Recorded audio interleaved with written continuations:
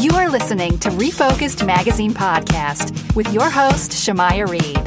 This podcast is designed to inspire you to live your purpose and regain your focus. Now let's tune in to today's podcast. Hey guys, welcome to the I Am Refocused Podcast. Today we have a special guest, Ms. Linda Canizales, and she is the Director of External Affairs of Volunteer Relations. And today we're going to talk about the Battered Women and Children's Shelter. Linda, if you could, just introduce yourself to our audience. Well, good morning. Thank you all so much for having me. So yes, my name is Linda Canizales, and I'm the Director of External Affairs and Volunteer Relations with Family Violence Prevention Services, but historically known as the Battered Women and Children's Shelter. Mm-hmm. Can you tell us, how did you get involved first? Well, absolutely. So, in grad school, some of my field work was working with victims of domestic violence downtown, and once I graduated and got a degree in counseling, I would love nothing more to work with different women and children and helping them feel empowered, and so applied with the Battered Women and Children's Shelter and got a job very, very quickly working as one of their counselors. And I've actually been very blessed to hold a couple of different positions within the agency, from being a project manager to being the volunteer manager and now being a director. So it's just been an amazing experience. What's some of the things that this service provides for the community? What's on a typical day? What do you guys experience on a daily basis? Sure. So, the mission of our agency is to help survivors of domestic violence break that cycle of violence and help them move towards self-sufficiency with different services like counseling and case management, legal services, education. We operate a school. We operate a medical dental clinic as well. So just a wraparound, comprehensive list of services where victims feel safe and empowered, and really just giving them a second chance and helping them restore their life. Now, when you guys are providing a service, how do people actually come to you guys? Do they call? Do they just come to your building?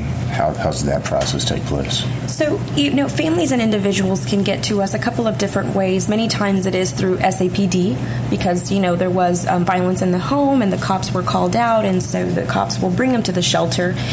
Very much self-referral as well. If a victim of abuse calls our hotline, they will talk to a specialist on the other side and go through, an assessment to make sure that these services are appropriate for them, and we will get them to the shelter as soon as we can. So those are the two main ways.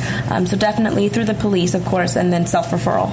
So once they get to the shelter, what's step number one? Do you guys go through paperwork? What's the process? Absolutely. So I would say the first thing is to triage a little bit, making sure if they need medical services, immediate services, and checking in on that and getting EMS there or sending them to the hospital, because many times we do have those very, very serious, very intense cases where they do need medical treatment. At that point, if they, we deem okay that we can go and start the process, they do have to go through an intake, going over, liability and the services, and of course confidentiality, getting their participant statement, and just letting them know that this is a safe place, and there are a lot of resources to help them get back on their feet for themselves and their children. And something that's very, very important that we always do when, a mom comes in with their kids is giving the child a stuffed animal, because it helps them feel very, very warm and comfortable and safe, and giving them a toy, and so they can play, in a safe place while mom, sadly has to go through a lot of, information and kind of reiterating what happened, so we can document all that. At that point, we do get them situated in one of our dorm rooms, getting them all the toiletries and clothes and donations that they need, because many times they come with absolutely nothing. If maybe they grabbed a trash bag, threw some clothes, some shoes, if that. And other that, many times they come with nothing, a missing shoe sometimes. And so we just have a lot of donations. So the community is so generous in giving us items to help our families move forward. With some of the resources, do you guys doing kind of maybe like a class or anything to prep them to transition back into outside the center? Oh, absolutely. We hold, over 20 classes a week, ranging from, domestic violence prevention classes, yoga, parenting. We do job success classes. We have a wonderful program. It's a GED prep and study program. We do a lot of just, counseling services and group therapy. We offer transitional services as well. So it's really like our phase 2 of housing, where clients really have the opportunity to become more independent and, have a lot of autonomy. And if they're looking to get into an education program or go back, to school or get a job so they can save some money. And so they do have, case managers to help them with all of those resources and to navigate different opportunities at their scholarships, things like that. So again, just very, very, very blessed to have a very wonderful team and a lot of support from the community. What's the average time that individuals stay in this program, and is there a time limit? So, sure. So, every case is different. I would say on average, maybe between 60 and 90 days is maybe a typical stay. But we never know when individuals are coming to us. I mean, someone might be there for 3 days because they wanted to be there for 3 days. Maybe they have more resources than someone else, or they have family and friends that can help them. And I've been working there for almost 6 years, and I remember a mom being there with her 2 kids for almost 2 years because her danger level was just so high. The police couldn't serve the perpetrator with a protective order. And she was just so fearful of leaving our doors, and she didn't. She really didn't. She did everything on campus. Her kiddos did everything on campus for almost 2 years until she could move into a transitional program. So every situation is different. There is no set day that someone has to leave. If they are in need of the services, we will be available for them. Wow, that's awesome. Yeah, I read a little bit about you guys. You partner with other organizations. Are there a few that comes to mind that you guys team up often? Oh, absolutely. Do you mean like nonprofits? Yes. Oh yeah. We work with, like the food bank a lot, Salvation Army. We have a satellite at Haven for Hope as well. We're stationed at the courthouse. We, partner with, other nonprofits because ultimately, we want to work collectively. And many times we're serving the same group of clients. And so maybe it's the children's shelter, we need to refer them. We work with, child protective services if they need that support. If it's St. PJ's, if it's adult protective services, if they need to go to, San Antonio Drug and Alcohol Council, maybe, the Rape Crisis Center, different organizations like that where perhaps they might have more specialized services than we do, depending on the case, because sometimes it's not just domestic violence. There's a lot of comorbidity, like child abuse or substance abuse, a lot of other things going on, and so we need to make sure that we all work together and can refer clients and help each other out. Are there typical signs that one might see if someone doesn't want to speak up as far as being abused? Are there typical signs that you guys kind of like a pattern almost?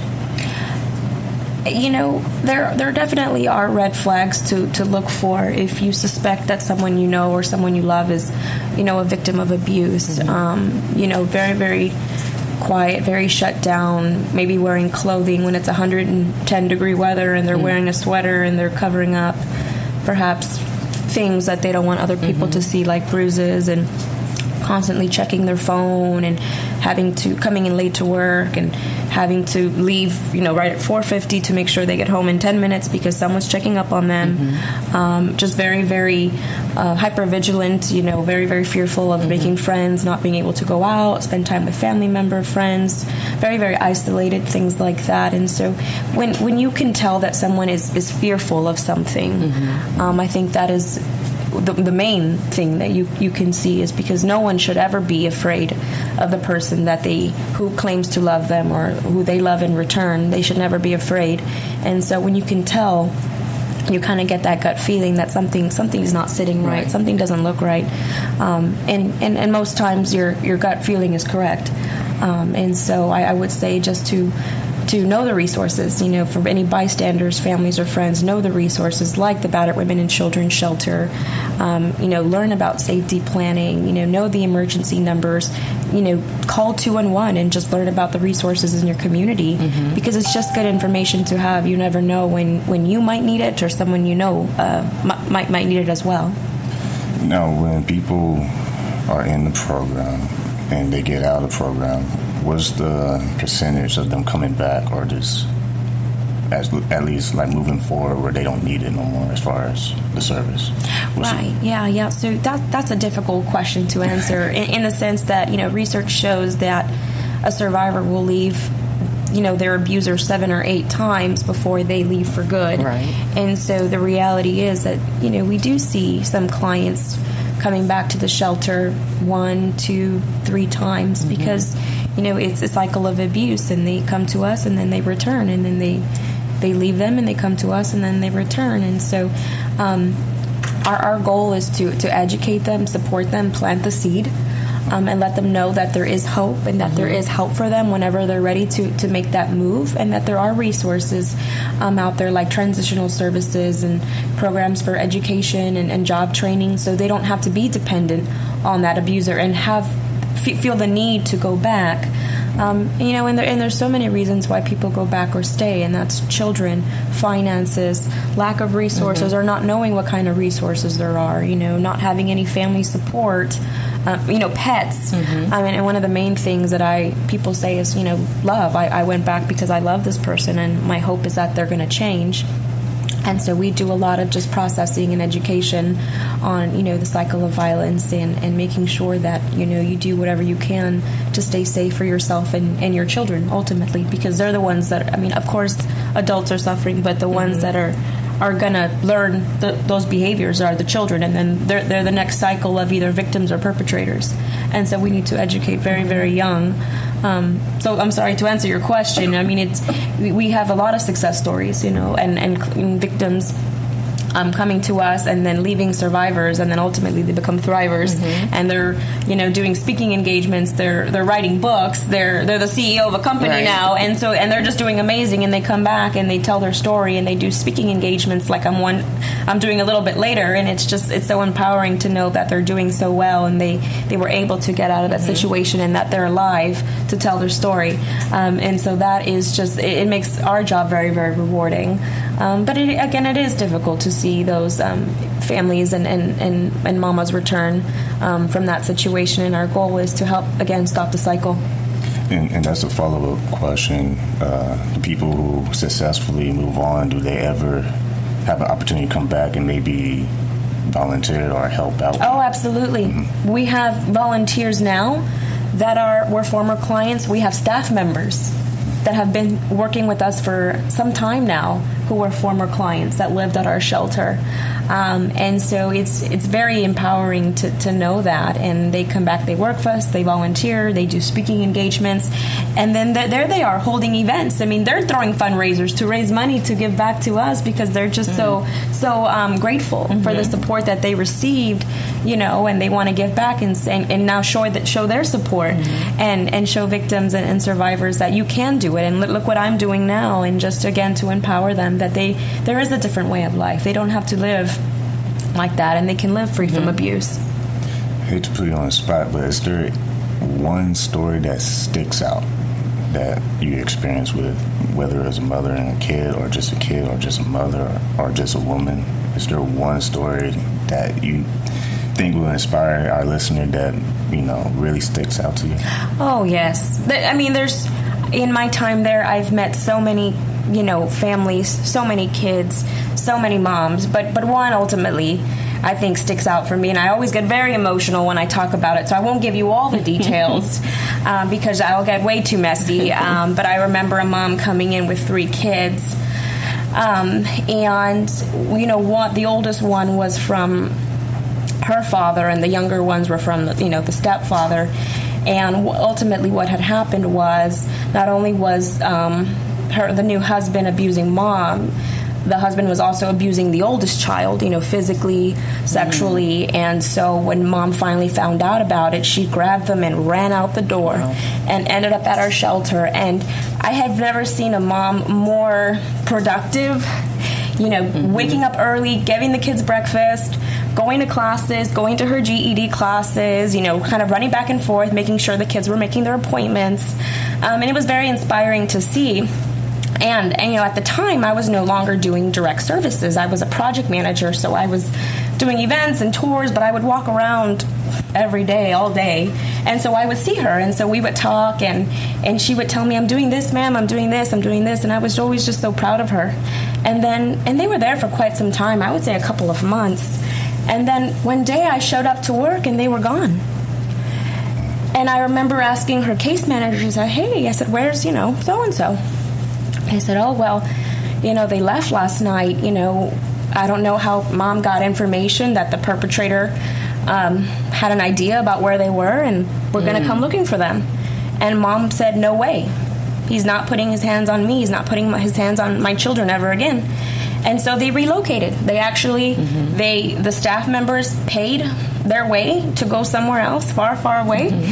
And I remember thinking, all I wanted to do was say goodbye. Wow.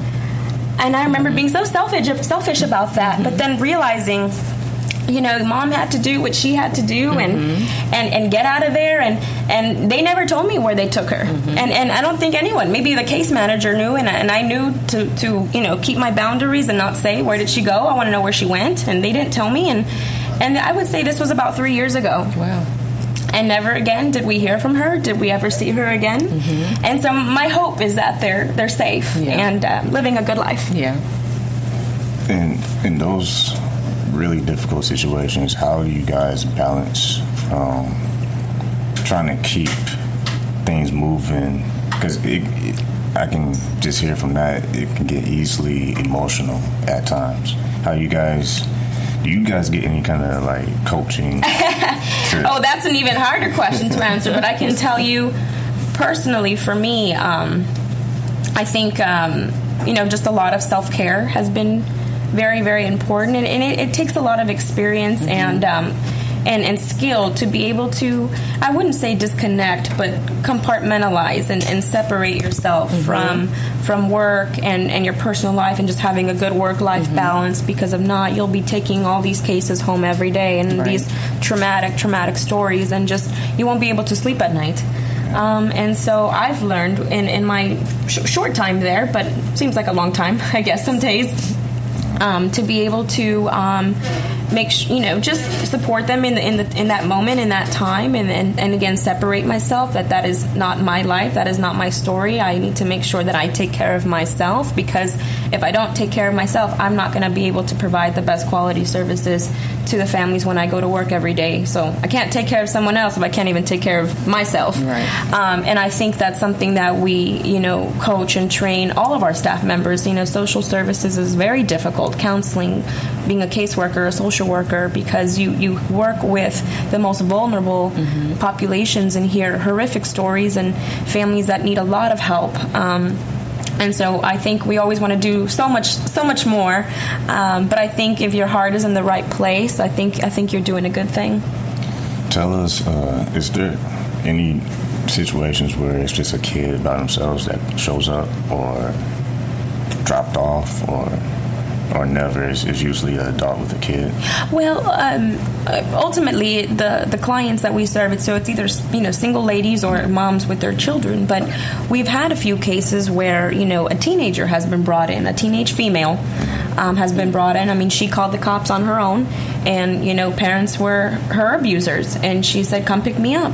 And the police brought her in, and so they stayed with us. And this has been several times, different young ladies that did stay with us and receive services. And so, I mean, I know there's a children's shelter, but I mean, I think they foster, the younger ones. Right. And so I think it only made sense, and it was more appropriate for her to be with us because she was older and she could take care of herself. And so we had to follow the proper procedures and the legalities, because technically she wasn't 18 years of age or 17 years of age. And we did that. But again, because she was a victim of domestic, family violence, she was allowed to stay with us by herself and sign documents and consent to her own services and things like that. It has happened, yes. Not very often, but it has.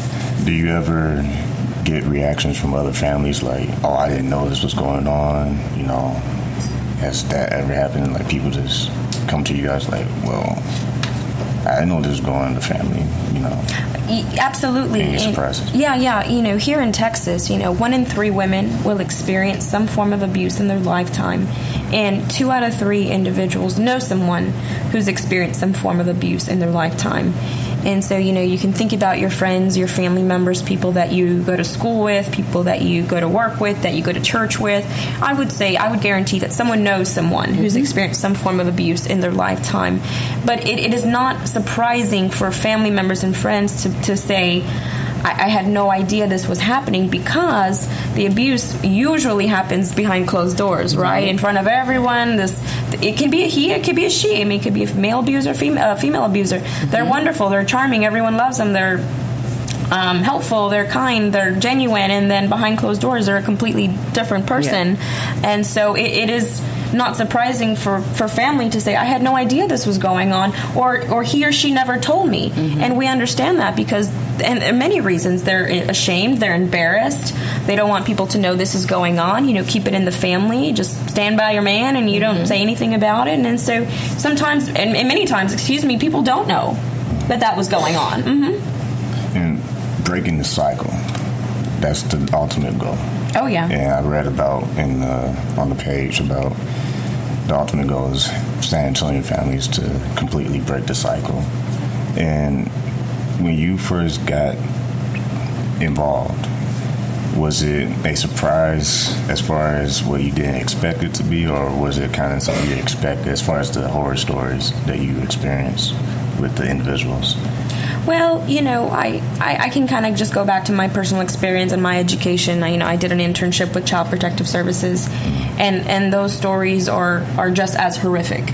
And so early on, I got the sense of what kind of cases I would be working with, and the issues and the vulnerable clients that I would work with day in and day out.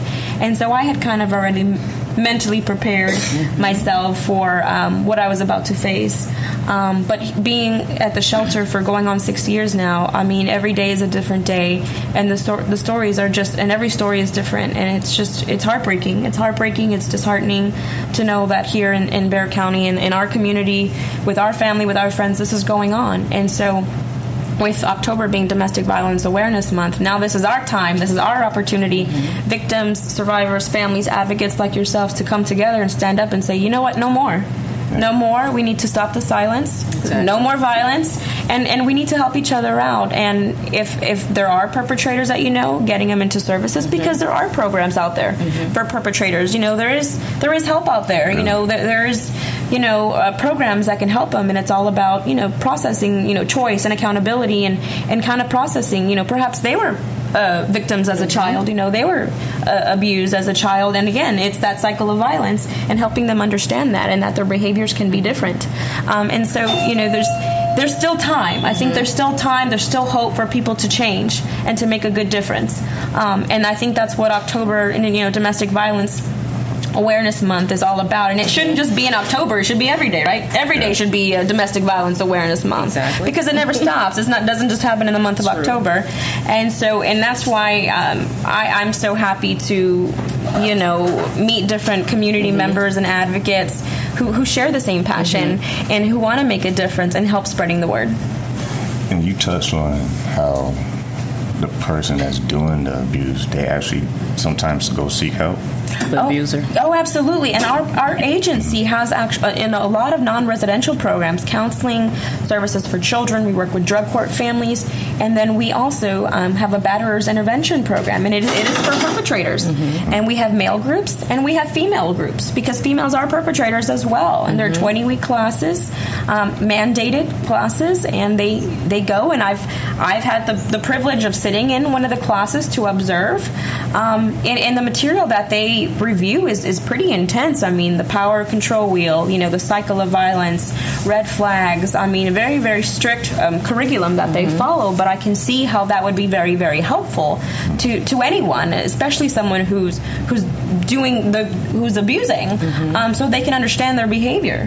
What's some of the things that you have noticed? Were you able to see patterns of how they were abused themselves? Like, what are some of the typical things that started them to take that act on the woman or the child, the person abused? Speaking of the abuser. Right. So you can think of a family, right? And every night, dad is abusing mom.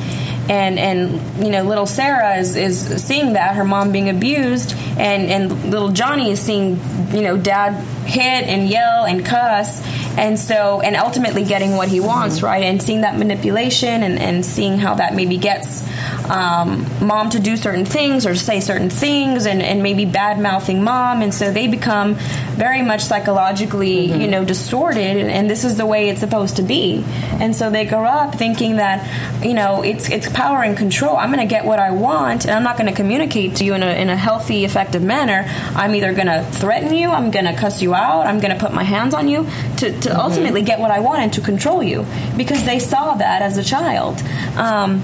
And they learn to get what they want through different types of abuse. And it just, grows and grows and grows, and they never stop that behavior, because ultimately they're getting some type of satisfaction out of it, not understanding that this is not healthy, this is not safe, this is not the way it's supposed to be, and reviewing that healthy power, healthy wheel, which, what is a relationship supposed to look like? Honesty, respect, mutual responsibility, safety, shared responsibilities, things like that. And so, again, just kind of helping them relearn all of those things about what a relationship should look like, what all relationships should look like.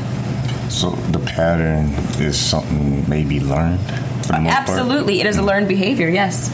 Now, you guys are in different locations, right, in San Antonio? Yes, we have multiple satellites. We have our residential program that, of course, is in a confidential location, and then we have our non-residential services like counseling and children's services, legal services off of Broadway, 7911 Broadway, and then we have a team at the courthouse. We have a team at Haven for Hope. We have a donation center downtown. So we're actually all over the place. When it comes to people in the workforce, working in homes, does that have any contribution to abuse, like maybe job stress or just not making enough money in the household? Does that contribute to people abusing too? That's a good question, and I guess it's another difficult one to answer. I mean, there are a lot of things that factor into my stress, right? Work, finances, family, my personal life, and a lot of things can make me angry, and that's okay. That's a feeling. I'm allowed to be angry, but I'm going to make the choice not to cuss someone out and threaten someone and hit someone, and I think that's the difference right there. So, there's always factors. Family, maybe there's alcohol involved. You can throw mental illness in there. You can throw finances. You hate your boss. I mean, you can think of all of the excuses in the world to say, well, this is the reason I did this. This caused this, and that's not true. Abusing is a choice. It is 120% a choice that perpetrator makes to get what they want. And I believe that because I'm a victim as a child coming up, in my household, where my father was an abuser. And I honestly believe it was alcohol that caused, the abuse that he gave to our mother. And so I lived it for 18 years. And I saw what alcohol does. It just turns a person into a whole nother it impairs you. And when they're out of control, they're out of control. So I've seen it, and it can be anything. It can, anything can factor in there to cause them to want to have that type of power over a woman like that. But thank God that part of my father's life turned around for the better. So he made a choice. He made a choice. Exactly. He made a choice. And so now, we have a relationship. Good. That time, even during that time, we still had a relationship, and I still had respect for him, but, that's the kid side, the child side, childlike. You love your father, but at the same time, you hate what he's doing. And you hate how he is. And when he's sober, he's the best father in the world. Right. And when he's not sober, he's the worst. He's a monster. Right. So, I'm one of those kids who came up in a home, where our mother was battered. But thank God that all of that turned around for the better. And, it happens. Yes. And there are people who are surprised when they find out that it's happening. And then there are those that know it's happening and they're so angry about it. And, they don't know what to do or, how to help a person or, to get through it or to say, you need to walk away from that. And it's easily said, but it's that person who's being abused. They have to make the decision also. That has to be their sole decision to say, enough is enough and I'm leaving. I had it. And until then, unfortunately, there are a lot of them so intimidated and so beat down that they're just too weak to make that decision. Right. And that's the sad part. And then they don't realize that their children are suffering too. They're watching this. They're hearing all of this commotion going on. But I made it. I didn't have to go through counseling. I am so glad that you broke the cycle. You broke the cycle. And I always told myself, I said, I will never, ever be in a relationship when a man even just wants to even raise a hand towards me. Amen. I just won't have it. I'm not going to live that. I'm not going to have that kind of life. And we grew up in a home, it was just girls, no boys. And so I was the tomboy of the of my sisters. And so I was a fighter. And like I told Rico, I wanted to do boxing. I wanted to be a pro boxer. But I wasn't afraid of anyone or, boys, let alone my father. And I said, if I have to fight, I'll fight. And that's just how it was. And I said, I'll never be in a relationship like that. And if a relationship tries to even go in that direction, I'm out of there. Because I'm not going to be in that type of relationship. Exactly. So, that's my 2 cents. No, and thank you so much for sharing, some of your story. And you are definitely a survivor and a thriver now. Yeah. And like I said, you have broken the cycle. And I hope that anyone out there listening heard Miss Deborah and saying, you can do it. You can. You can live differently. It doesn't have to be like that. Exactly. You don't have to live, in fear every day. You can live free from abuse. And it just warms. I feel all warm and fuzzy when I hear stories that, they're living a much better life, away from abuse. And I know that I don't know if your family ever sought services, but I would hope that anyone out there listening who is struggling, either they know someone or themselves and they don't know what to do, call our hotline, talk to someone. You can talk to a counselor over the phone if you're just not sure. Just make sure you're in a safe place. That is the number one thing that I will say. You don't know who's around. You don't know who's listening. If there are safe people that you can tell, give them copies of birth certificates, have them hold money for you, have an overnight bag ready at a friend's house that you trust, just in case you need to make that decision, you're prepared to go. Exactly. When you have these people come back and they serve and they go in the front line, so to speak, to help encourage someone who comes in next, how does that really just make you feel when you see someone make that progress? They're growing to the leadership role. And this does take a certain type of leadership to stand up and say enough is enough. How does that make you feel when you see these women come back and say, you know what, we're not done. I'm going to go ahead and rescue someone else. How does that make y'all feel? Oh, it's a wonderful thing to see. It's a wonderful feeling when survivors come back and hearing stories like this. When people come back and say, "Hey, I got out. I didn't go back. This is what I'm doing now. I'm volunteering. I have a job. Maybe I'm with someone new, right? And they're just absolutely amazing. I mean, that is the reality too. And it's just it's wonderful. It really is. It's a blessing. It's very rewarding. It brings tears to my eyes because I know, someone made a difference in their life, whether it be someone at our agency, maybe it was a family member, maybe there was a friend that was their advocate and their safe person who shared that passion and said, you don't need to be going through this. You deserve so much better. There's a different life out there for you. And you never know what someone's words what kind of impact that will have, and maybe our our conversation today is changing someone's life right now. I mean, we don't know that, but I would hope that it would make a positive impact out there in the community, and people listening say, you know what, they're absolutely right, and there is help out there, and there is a way out of here, and I just need to make that decision and be strong and be confident and show up. I think, you know, people can prepare, but you need to ultimately just show up and go from there. And so again, it just makes us very, very happy. And when these things do happen, it happens to anyone, right? It's not just someone who's a CEO of a business or someone, whatever. Domestic violence has no face. Yeah. It doesn't matter how much money you make, how attractive you are, your level of education. It has no zip code. You never know what's going on behind someone's face. No ethnic, anything, race. Right. It happens to anyone and everyone. And in any group that says there's no domestic violence here, it's foreign to us, I'm not too sure about that. Maybe you don't recognize that there's abuse, and maybe it's time to have a conversation. But again, it can happen to anyone.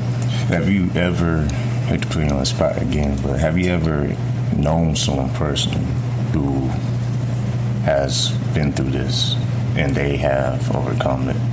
Oh, absolutely. And do you use that as a tool sometimes when you talk to these people and say, you know what, I know someone who's been in your shoes? Yeah.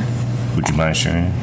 Well, I won't say names or what the relationship is, but I do know someone who experienced a very, very unhealthy relationship with her boyfriend, and again, giving him chance after chance after chance, and a lot of manipulation, a lot of gaslighting, a lot of emotional abuse, if anything. And you know, and I think at the time, and like I said a little while ago, many times people don't even recognize this is abuse until years later, and you end up out of that relationship, and then you start to learn about things, and you're like, I didn't even realize that was abusive. You know, the isolation, the checking of my phone, having to call to, I got here, I'm leaving the grocery store, I'll be there, and, being timed, only having $10 in my pocket, and that's all I could have, things like that. And so not even realizing that it was power and control. And so, I think years later she realized how abusive it was, and has used her experience to do some good in the world, I think. Wow. Now, talking about you now, we've been talking about this for a while. You personally, what was your why? I'm sorry, what was my why? Yeah, for like when you got involved here, what was your why? As far as, what was the number one reason why you wanted to get involved in this specifically? Well, I mean, I guess I'm a true believer in children are our future. And there are so many righteous causes and services that serve children. And I can think of, the Children's Shelter, PJs, all of those wonderful services. And they're very much, children that are abused and neglected and don't have the support and the resources and the education. And again, I think that we need to work with our youth. We need to support our children and take care of them, because ultimately they're the leaders of tomorrow.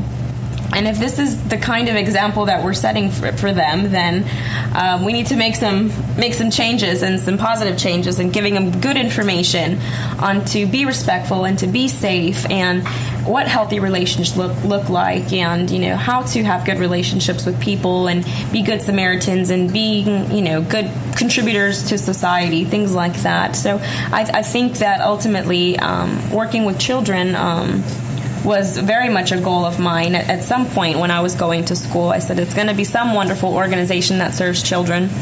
And again, there's just so many. But starting very early on, working with victims of domestic violence and their children, facilitating groups, teen night, movie night, doing games with them. I just said, this is kind of my niche. I think we need to start here. At least I need to start here, and see who else I can bring in to join me, right? And so I think ultimately, it's working with the children to make sure that they are taken care of, because they are the future. Do you guys go around schools and have pep talk? as well? Or we do. We actually have counselors that are stationed in some high schools to work with the at-risk youth. And part of my job and my external affairs team is that we go do fairs a lot. Mm-hmm. We do a lot of speaking engagements and presentations, and just different Q&A sessions, things like that. And I wish we could go to all of the schools, because I think all the schools could benefit. Mm-hmm. Unfortunately, we don't have those kinds of resources, right, to be in every single school. But whenever we get the opportunity to come out, we definitely will talk to parents, to teachers, to educators. And many times the children are in the same room. And so we talk about that, safe people, healthy touch, boundaries, things like that. So any chance that we get, we do not stay silent. And kids in schools, there's a lot of social media and all that stuff involved. Do you guys have people come out and say they're being bullied? And how do you guys deal with that with your counselors in those schools? Yeah, no, absolutely. Especially in the schools, there's substance abuse, there's teen dating, there's bullying, there's cyberbullying. Oh my goodness. There's family violence in the home. Maybe there's abuse going on in the home, and so our counselors are really those safe people that they can talk to, and the group of students that work together. I mean, they have a lot of commonalities, and so they lean on each other for support, and they talk. They work on a lot of life skills, things like that, and so bullying is just a new phenomenon that is just skyrocketing, and it's just so sad to see all the stories and kids doing things and unfortunately, sadly to say, committing suicide and things like that because of all the bullying. And again, it's one of those things that we need to start talking about. We need to have conversations about them. We need to stop. And it's basically like the perpetrators, right? We need to provide that intervention. Many times when someone's bullied, we take the victim and want to take care of them, but what about the bully? Right? What are the precautions for them? Do they have to go to classes? Do they have to, complete something because they were doing what they were doing? And so we can't forget about them as well. We need to provide intervention for them, just like we do with perpetrators. Mm-hmm. And so I know that they do that. I know the counselors will work with all the students, not just those that are suffering, but the ones that are committing the wrong act. And do they actually show up and say, "Hey, I need help because I don't mean to do this, but this is a problem"? Do they actually? I'm sure, yeah. Mm-hmm. I mean, not everyone, not as many as we would like to see, but it is very empowering to see youngsters coming out and in their safe place with the counselors, with their group, saying, I'm doing this. I know it's not right, and I know I need to make some changes. Can you help me? And I think that's one of the biggest steps, is asking for help. That's a key word right there, help, because the ultimate goal is to break the cycle. Mm-hmm. So it's both mental and taking action steps. Mm-hmm. What's some of the action steps that you give people to start practicing as far as new habits, as far as the abuser who wants to quit and wants to turn their life around? What's some of the action steps that you give them? Okay, so, kind of going through the curriculum for the perpetrators, is that what you're saying? Yes. Okay. And so, again, that's another tough one to say, because, you can't give them a list of actions to stop if they don't even believe that they're abusers. Many times they come in and they're like, I'm not an abuser. She deserved it. So I didn't do anything wrong. Right. She abused me, or he abused me, because maybe they're it's a... two males. Mm-hmm. And so I think the first step is getting them to acknowledge what they did was wrong, because that is a very, very big step, and that a very important step, and that takes a long time for them to finally say, you know what, you're right, what I'm doing is wrong, it is abusive, and I need to make a change. And I think once they have that light bulb go off on their head, then they can start by changing their behaviors, changing their thoughts, because ultimately your thoughts change your behaviors, right? And so saying, conflict resolution, what can I have done different? If things do upset me, if I'm in a bad mood, if something triggered me, what can I do to make sure that I'm not hurting anybody? And so, yeah. Do you guys have any up-and-coming events in the future where you're going to have a panel or just a talk Because I know you were saying earlier you guys go out in the community. Is any up-and-coming events coming up? Oh, yeah. We are constantly doing speaking engagements and presentations, different fundraisers, things like that. October, we are having a lot of press conferences. We just had one on Monday. We just had a 5K last weekend. Mm-hmm. On Friday, we're having a press conference with SAPD, mm-hmm. and we're going to have a beautiful lady who is a survivor of domestic violence speak. So catch us on TV. Just a lot of just different support. I know Chipotle is doing a fundraiser for us next Monday, and so we'll definitely be casting live there, just sharing what we're doing and, again, how we're supported from the community. And so I know there's, just different corporate organizations are having, internal events mm-hmm. for Domestic Violence Awareness Month, and I'm so happy that, companies are acknowledging what's going on in the workplace and perhaps, making this a priority and getting someone to come in and speak. But like I said earlier, every day is Domestic Violence Awareness Month, so we're constantly doing different speaking engagements. So anyone can actually go to our website, which is FVPS.org, and go to our list of events and see what's going on. We're having a beautiful fundraiser at the Whitty Museum in December. It's the Nutcracker Suite, so savory and sweet dishes, and of course there's ballet and a lot of family fun. But of course we are always there to meet people and share our story and get people involved, and that's what we do really on a daily basis. You bring that awareness for people. Oh, absolutely. There can never be too much awareness. Mm-hmm. Now, with the police officers, how you guys work closely with them? Do you guys have a system, or they just know that they can directly call y'all or come to y'all's place? Sure. So we have a very, very close partnership with SAPD and Chief McManus. And, for example, they bring their cadets to our shelter quarterly for training, for presentations, for a tour. And they go over, briefly, intake processes and their role in the community. To actually share, yesterday I did a tour with them, all the cadets. There was 48 cadets there at our shelter, and our CEO and President Marta Peláez gave a presentation, and I was their tour guide, and I showed them around and kind of went through all the ins and outs. And I'm just so happy because the students ask so many questions, and every question was just phenomenal about, can you give us feedback? If we're called out to a home and there's been an altercation, what things can we say to help them? Things not to say. What can we do to better provide support to that victim, and kind of giving them, when there's red flags, what signs to look for, things like that. I mean, they were just so engaged. I was very, very impressed. And I've been doing this for years. And again, they come out like clockwork. And that's part of SAD's training. I also go to their headquarters and the SAPD FACT volunteers. So it's the Family Assistance Crisis Team that actually ride out with the SAPD officers when there's, calls. And me and one of the other directors actually go out and do their trainings. We go do their presentations and do a long Q&A session, so they have a better understanding about the resources that are out there and what, the daily operations look like, what intake looks like, so they can provide that support to the client, because it might be very scary to think of having to go to a shelter and the unknown and what is that going to look like, and I'm scared, and who's going to be there. And so they have all the ins and outs of what we do, and they come for a tour as well, and I'm very fortunate to give that tour as well. And so again, just a lot of support, a lot of training, and a very, very strong partnership with SAPD.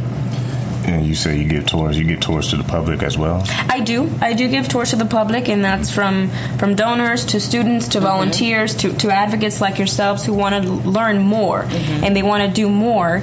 And you really can't do that if you don't really have a good understanding of who you're working with. And so it's an educational piece. It's to show them exactly what it is. I mean, I can talk about it all day long, but it's really different. You really need to see it to understand. And so yes, the answer is yes, I do. If someone wanted to be involved and wanted to be a counselor, what's the first thing they will have to do as far as connecting with you guys? Do they need to be specially trained? Do they need to take classes? Do they need degrees? How does that work? Well, I mean, there's always job opportunities, and there's always, volunteer and internship opportunities. And so, if someone were to visit our website, they can look at the job opportunities, just the different roles that we have. Some do provide, they do, it's necessary to have certain licenses like, an LPC, a licensed professional counselor license, or a social worker, you need to have that license as well.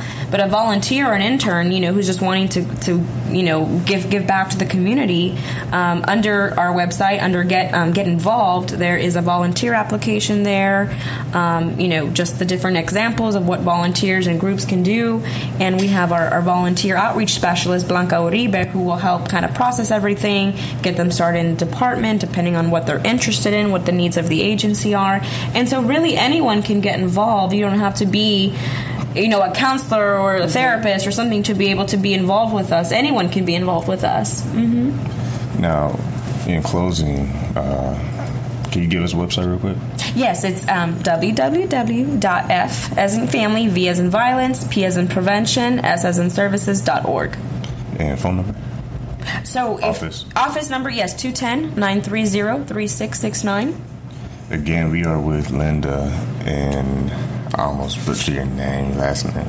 Canizales. You got it. Canizales. You got it. I want to give a quick shout out to Rico Rodriguez, Rockafellas Barber Shop. Thank you, Rico. I want to give him a shout out because he's always every Thursday open up his doors for us to have Beautiful. a podcast here. In closing, what's some encouraging words you would give to someone who may be going through abuse, and maybe they are scared to go get help and seek some kind of resource for help? Sure, absolutely. What I would say is that you're not alone. You're not alone, and that, again, that there is help, and that there are resources, and that there is a community that cares for them. And my hope is that whenever they're ready, that they will make the call to us and call our hotline, which is 210-733-8810. And again, tell their story and help us stop the silence. And ultimately, that's what San Antonio needs to do, is we need to work together to stop the silence. And we need your help. We need everyone's help to do that. Everyone here, everyone listening, because it matters to everyone. Again, it matters to everyone. And again, you're not alone. And there's a lot of help out there, and we're waiting for you. If you need the help, we are waiting for you, and we're there to support you 24 hours, 7 days a week, 365 days a year. Our shelter never closes. So at any time when you're ready to call, we will be there. Awesome. I appreciate you being on this show. Is there anything I have not asked you, anything you just want to put out there for the public? Oh dear, I can talk all day. Thank you all so much. And again, October being Domestic Violence Awareness Month, it's a great opportunity to get involved and to learn more about services and share information, post photos. Just on Monday, the Tower of the Americas lit up in purple. Yes. The smokestacks at the quarry lit up in purple for Domestic Violence Awareness Month. So just show your support in any capacity, with your family members, with your friends. Volunteer, donate. We provide wonderful services, but it requires a tremendous amount of resources, and we're so grateful to advocates like yourselves who provide donations and want to help us get the word out. So we just thank you very, very much again for sharing our passion, and we hope that more people can get involved.